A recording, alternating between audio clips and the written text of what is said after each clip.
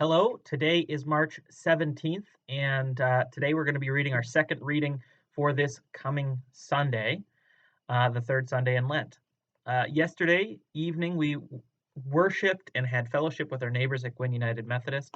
I want to thank our hosts for a very nice, worshipful evening. I really enjoyed both our meal and worship afterward. Small group, but it was a very good coming together of our two communities. So thank you to our hosts, and we are looking forward here at Grace to next week when we are able to host. So that's exciting, something to look forward to. We turn then to our second reading for this Sunday, which we jump around a little bit more in Lent. Our second reading comes from 1 Corinthians chapter 10, verses 1 through 13.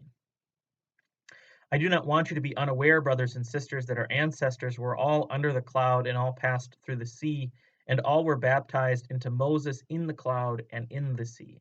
And all ate the same spiritual food, and all drank the same spiritual drink. For they drank from the spiritual rock that followed them, and the rock was Christ. Nevertheless, God was not pleased with most of them, and they were struck down in the wilderness. Now these things occurred as examples for us, so that we might not desire evil as they did.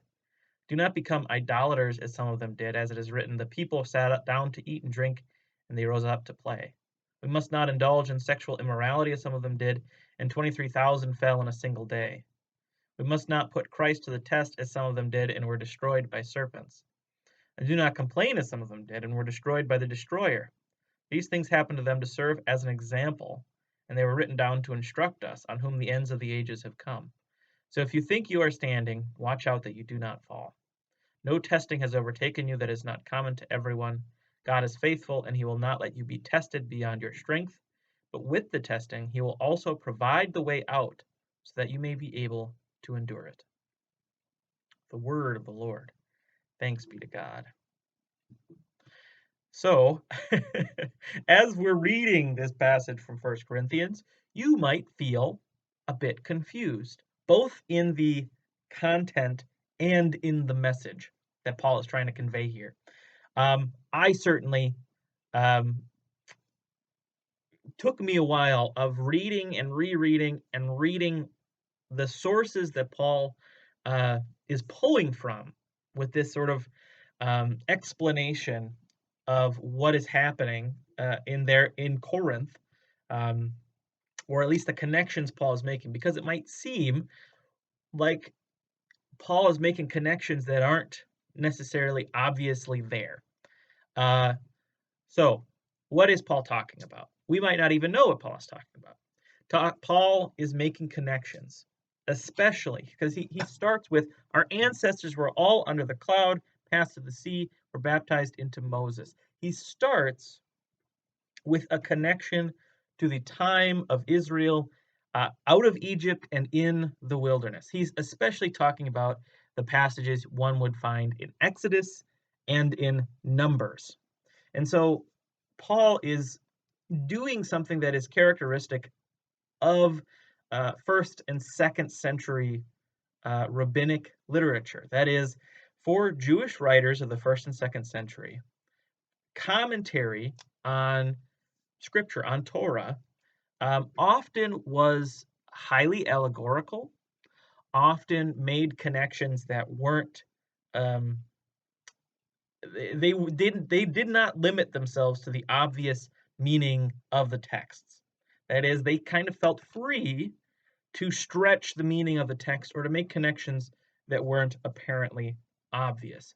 Always within certain bounds. They would never, I don't think Paul is putting something totally absurd on the Torah texts that he's referencing here. But he is doing something a bit more creative than maybe modern commentaries would feel inclined towards. This allegorical method became much more was a Christian phenomenon as well in the Middle Ages. Allegory became this chief way of reading Scripture, and a lot of the Reformation, Luther especially, and Calvin more especially, reacted against that allegorical mindset of the Middle Ages. That is, they said we have to return back to the base meaning of the text. That's something else. But Paul is sort of freely reinterpreting, freely reading the events of the wilderness in connection to the suffering or the trials that the Christian church in Corinth is enduring now. So he connects, in fact, the experience of the cloud of the Lord, that is the pillar of cloud that protected the people in the wilderness, the passing through the sea. In both of those, he connects those to the rite of baptism, that he says they were baptized into Moses, a curious turn of phrase when baptism into Moses is not really a practice. So he's saying in parallel ways, you are passing through the sacrament, that you are passing under the protection of God in baptism, just as, and he would say, your ancestors, your adopted ancestors, were passed under the protection of God in baptism. And then he says, they drank from the same spiritual rock, the rock that Moses struck and water came out. That is connected to the meal. That is connected to the spiritual food they consume in the meal of communion. And so Paul is connecting their sacramental life, the sort of central rites, central practices of the church, to the experiences of the Israelites in the wilderness. It's a high-minded connection. But then he says, and even though they had all those protection, they passed under the cloud and through the sea, they still were faced with challenges. They still had possibilities of slipping up, and they did. And so Paul is saying, just because you're in the church, that does not mean you are automatically sinless. That does not mean your life is suddenly stripped of consequences. Passing under the cloud doesn't mean the temptations of other things are going to go away. So he references here a bunch of examples. Now, these things occurred as examples for us. And he is referencing he's talking about Numbers experiences in different passages in Numbers 11, 21, 25. Idolatry, which was immediately punished. The line about indulge in sexual immorality is also linked to idolatry. That is, they encountered a group of people who, through relationships, they were led into worship of their gods, and so Paul uses that as a line about that 23,000 fell in a single day. That is a genuine reference to Numbers 21 of people. There was a plague that happened because of this. The time in the wilderness with serpents, where they are complaining about the food that God has given them, suddenly serpents rise up, and it's through the intervention of God that they're saved. And through all those tests, the lesson of the examples of this is there's a conditioning of trust for the Israelites and a possibility of real consequences when they fall away from the worship of God. Paul is taking that lesson from Torah, these examples of reaping the consequences of actions, and he's applying them to the Corinthian church. And he's saying, in some sense, that we are still liable to receive the consequences of our actions. And even though I don't think Paul is saying, if you step out of line, God's going to send a plague. If you step out of line, God is going to send serpents.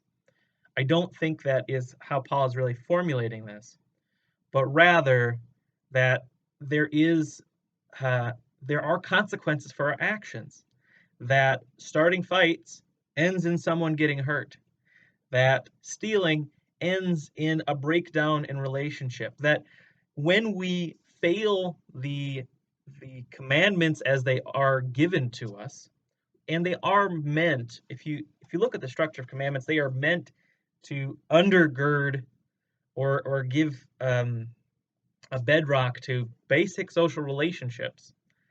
Paul says there is fallout from failing the law. Even though we are freed from the pressure of the law, we don't have to save ourselves anymore. There is still consequence to our actions. We are still living life on the ground.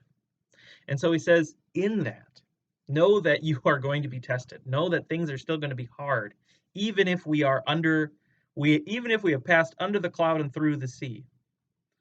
But, and this is where I want to end, because this is, with all that sort of with all those distressing examples of destruction, Paul, in this passage, he is encouraging them to stay strong in the midst of a society that is in which there is a lot of pressure. He's saying, God is going to test you.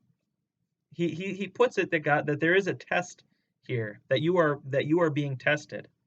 But he's saying not just that God will not test you beyond what you can handle, which can be misused or misunderstood or not understood well, misconstrued as suck it up, deal with it. God's just sending you what you can handle. No, God is going to be with you in what you are handling, and God will provide for you the way out so that you may be able to endure.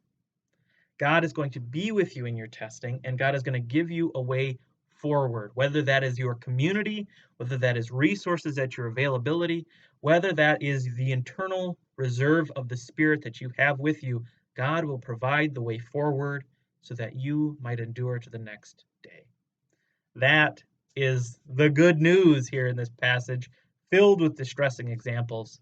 I like this I think it would be good if we went further, because Paul goes deeper into the actual topic at hand, that is the idols that the Corinthians are distressed about in their Greek city, but that's a good way to stop. God will be with you. God is faithful, and God will help you find the way forward so that you can endure and get through to the next day. Okay, that's all I have for today. I hope you're having a good week. Enjoy the warmth. I'll see you later.